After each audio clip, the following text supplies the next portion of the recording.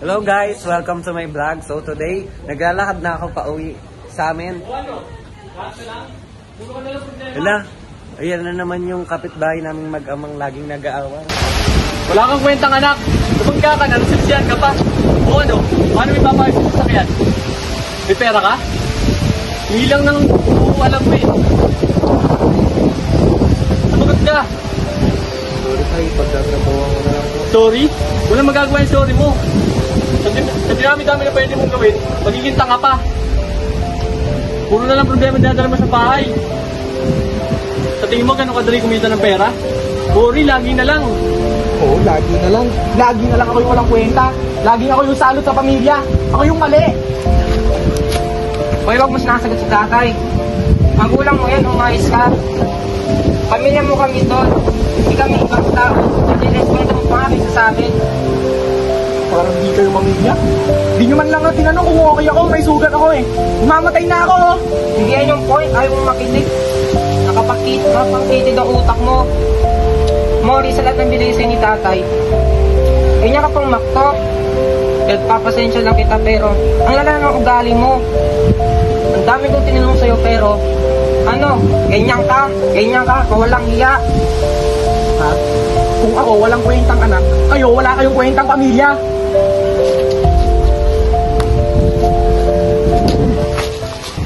Siyempre, ba't ka natakbuhan na para may tinatahasan eh? Alam mo kanina kasi nag-aaway kami ng pamilya ko. Oo. Tungkol din sa kotse, nasilis lang kasi ako. Ayun, kung ano-ano sinabi nila sa akin. Makakalimutan yun. Sabi naman namin sa'yo eh. Walang pakialam yun sa'yo.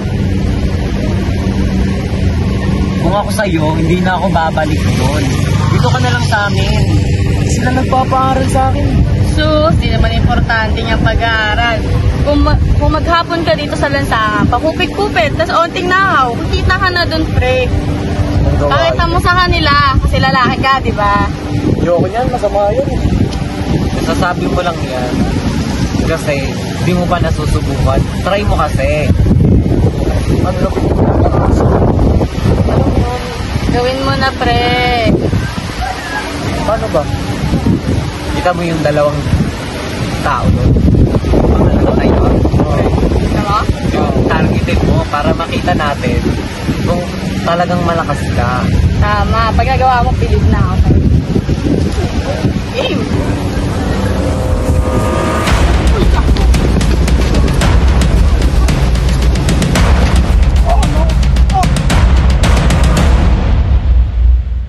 One day at the clinic with Mr. Fabre and his family. Kayo ba ang pamilya ni Mr. Fabre? Opo, ako po yung tatay niya. Kapatid niyo po ako. Bale, ganito po yung nangyari sa anak niyo. Nagkaroon siya ng mga sugat at fracture sa kanyang mga buto. Maaari rin siya magkaroon ng panic attack dahil sa nangyari. Ano pong dapat namin gawin daw? Pwede niyo siyang kausapin tungkol doon o kaya mag-family counseling kayo. Karoon po kasi kami na matinding away kaya nagkaganon. Dapat pa rin, hindi ko na siya sinabihan ng kung ano-ano. Pinabuhatan ng kamay. Pati influensya ng mga kaibigan niya ay naka-apekto sa nangyari. Kaya nga po daw Lalo paramdam namin sa kanya na may pamilya siya para hindi na siya sumama sa ganang mga kaibigan. Bukuha ko Anak, pasensya ka sa nagawa ko. Nalato na yung labi mo ngayon. Sorry tol, dahil nasaktan kita. Hayaan mo bawal kami sa ni Papa. Anak, basta ang isipin mo. Lagi lang kami nandito.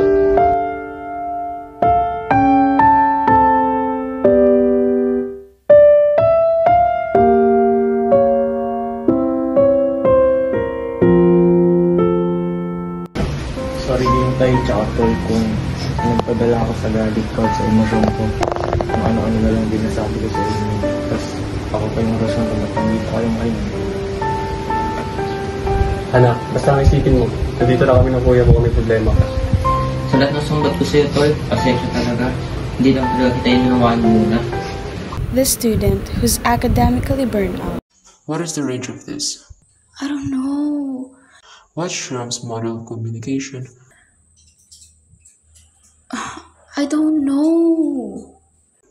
What's the accounting equation? Okay, so it's assets equals liabilities. Huh? What? Ba't di ko na maalala? Kakarinig ko lang yun ah. Ano ba to? Ba't ganun? Kahit anong basa ko, di ko maintindihan. Like what? Nagagawa ko naman ito dati ah. Ba't di ko na magawa ngayon?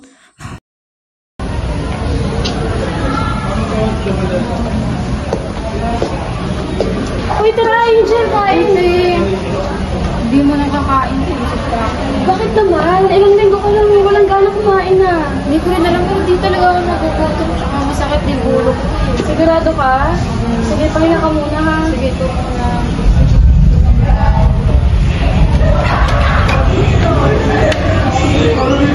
Angel called her friend to say what she feels.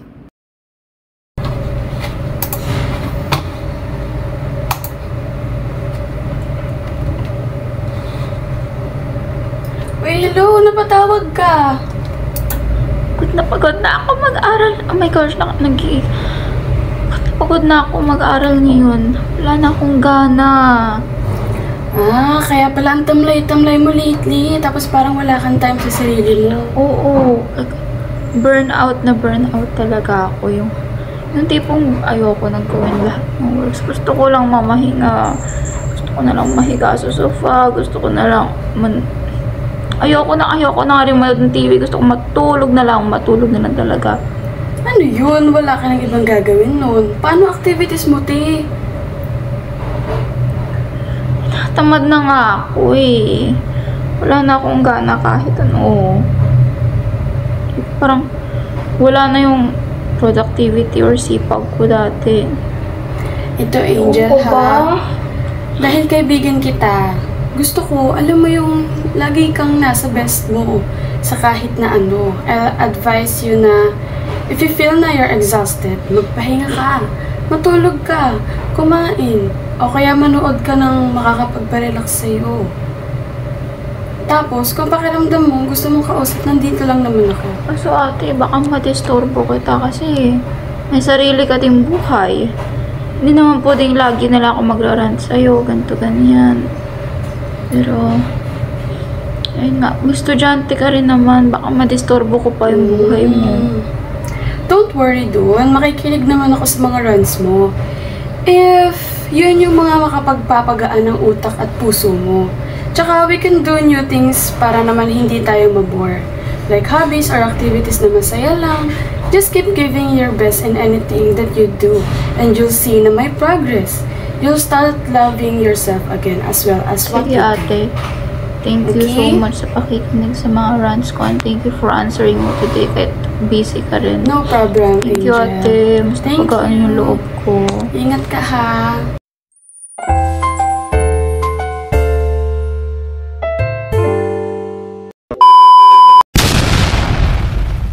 Hi guys! Today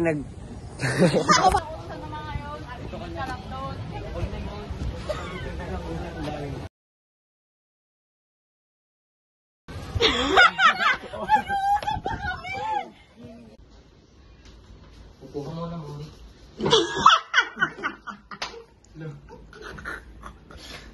3, 2, 1, action. Huwag mo sinasagot si Kuya, tatay.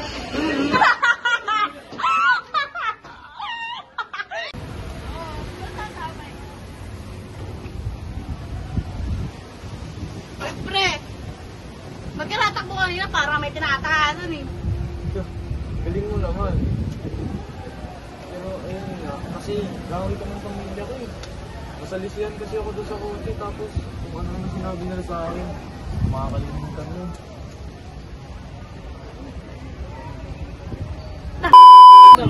Ano ba yan?